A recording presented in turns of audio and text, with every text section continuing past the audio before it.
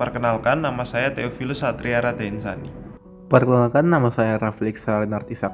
Perkenalkan, nama saya Putra Maulana Asri. Perkenalkan, nama saya Brian Susantoyo. Perkenalkan, nama saya Daniel Prawira. Pertama, saya akan mengidentifikasi kasus. Kasus yang kami ambil yaitu tilang manual yang kembali diterapkan.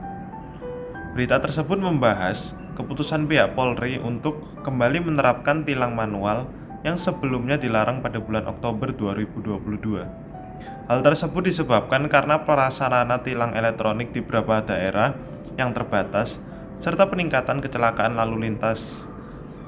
Kemudian, melalui surat telegram pada Oktober 2022, Kapolri menginstruksikan semua jajaran untuk fokus pada penindakan melalui tilang elektronik baik statis maupun mobile.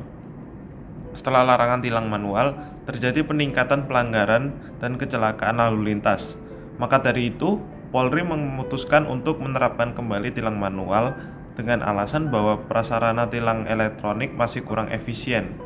Keputusan ini diambil untuk mendukung penegakan hukum lalu lintas, terutama di wilayah yang minim prasarana e-tilang. Evaluasi Polri menunjukkan bahwa ada peningkatan angka kecelakaan lalu lintas di daerah yang tidak dilengkapi dengan e-tilang. Meskipun larangan e-tilang bertujuan untuk meningkatkan efisiensi penindakan pelanggaran, keputusan melarang tilang manual memiliki konsekuensi negatif seperti peningkatan pelanggaran dan kecelakaan lalu lintas. Polri melihat bahwa tilang manual masih diperlukan untuk mendukung tilang elektronik, terutama di wilayah yang tidak terjangkau oleh e-tilang. Hal tersebut menunjukkan bahwa tilang manual masih relevan dalam penegakan hukum saat ini.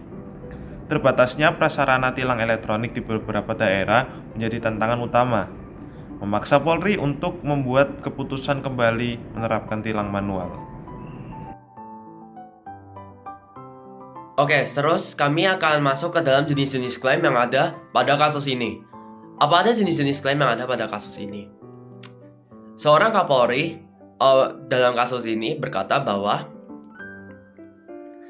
kami harus menguatkan kembali penegakan hukum dalam lalu lintas dengan cara menerapkan kembali tilang manual. Oke, menurut kami ini adalah klaim yang subjektif, karena menurut Kapolri ini untuk menguatkan harus dilakukan kembali tilang manual. Ini pastinya menurut dia karena mungkin ada beberapa tempat yang kurang tercakup oleh kamera etle dan segalanya. Tetapi ini adalah subjektif karena karena tilang online pun udah cukup efektif mungkin untuk beberapa tempat dan daerah. Kemudian ada satu lagi, yaitu ada terjadi beberapa peningkatan kriminalitas di beberapa daerah. Dengan meningkatnya ini, maka tilang etle atau tilang online itu harus diperkuat dengan adanya tilang manual. Menurut saya ini adalah klaim yang bersifat nilai, karena ada sebuah masalah dan kemudian diberikan dan diarahkan kepada solusi tersebut. Dari hasil analisis kasus yang diberikan, yaitu kasus tilang manual kembali diterapkan, terdapat beberapa argumen yang dijelaskan dalam berita tersebut. Nah, yang pertama, peningkatan pelanggaran dan kecelakaan, yang dimana dikatakan setelah tilang manual dilarang, pelanggaran disiplin berlalu lintas meningkat. Semakin banyak pengguna jalan yang abai terhadap aturan. Ada juga pengendara yang mengamuk ketika di-stop polisi karena melakukan pelanggaran lalu lintas. Selain itu, jumlah kecelakaan juga disebut terjadi peningkatan. Yang kedua, terbatasnya prasarana ITLE, yang dikatakan salah satu penyebab tilang manual kembali dilakukan adalah terbatasnya prasarana tilang elektronik atau ITLE di sejumlah daerah. Nah, berdasarkan hasil evaluasi setelah tilang manual ditiadakan, terjadi peningkatan angka kecelakaan lalu lintas, terutama di daerah yang tak dilengkapi ITLE. Selain dari argumen, terkandung pula counter argumen di dalam berita kasus tersebut, yaitu yang pertama, larangan rahasia dan penindakan stasioner.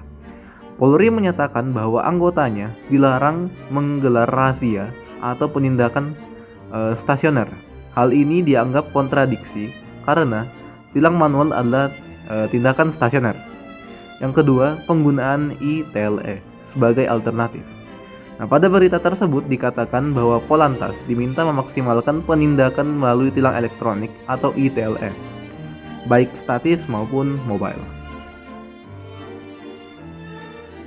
Sekarang saya akan menjelaskan silogisme yang terdapat modus ponens, tollens, hipotetis, disjunktif, dan dilema. Pertama-tama adalah modus ponens. Di sini kita ada dua pertanyaan pernyataan yaitu tilang manual sempat dilarang dilakukan sejak akhir tahun lalu, dan kedua adalah semakin banyak penggunaan jalan yang abai terhadap aturan. Maka itu kesimpulannya adalah setelah tilang manual dilarang, pelanggaran disiplin berlalu lintas meningkat. Yang kedua adalah modus tollens, yang juga memiliki dua pernyataan. Yang pertama adalah jika tilang manual tidak diterapkan, dan kedua adalah maka kecelakaan lalu lintas tidak meningkat. Maka itu kesimpulannya adalah jika kecelakaan lalu lintas meningkat, tilang manual perlu diterapkan. Yang ketiga adalah modus hipotetis, yang juga ada dua pernyataan. Yang pertama adalah jika kecelakaan lalu lintas meningkat, dan kedua adalah maka tilang manual perlu diterapkan. Maka itu kesimpulannya adalah tilang manual tidak diterapkan, oleh karena itu kecelakaan lalu lintas tidak meningkat. Yang keempat adalah modus disjunktif. Modus disjunktif juga ada dua pernyataan. Yang pertama adalah jika tilang manual tidak diterapkan, dan kedua adalah maka kecelakaan lalu lintas tidak akan meningkat. Maka itu kesimpulannya adalah kecelakaan lalu lintas meningkat, oleh karena itu tilang manual perlu diterapkan. Yang terakhir adalah modus dilema. Modus dilema juga ada dua pernyataan. Cumanya modus dilema memiliki dua pernyataan yang sangat mirip.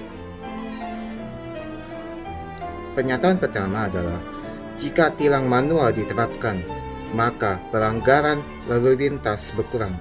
Dan yang kedua adalah jika tilang manual tidak diterapkan, maka terjadi peningkatan pelanggaran lalu lintas.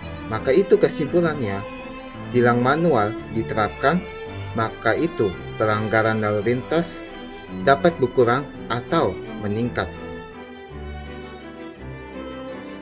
Kasus pertama yaitu peningkatan pelanggaran setelah penghapusan tilang manual.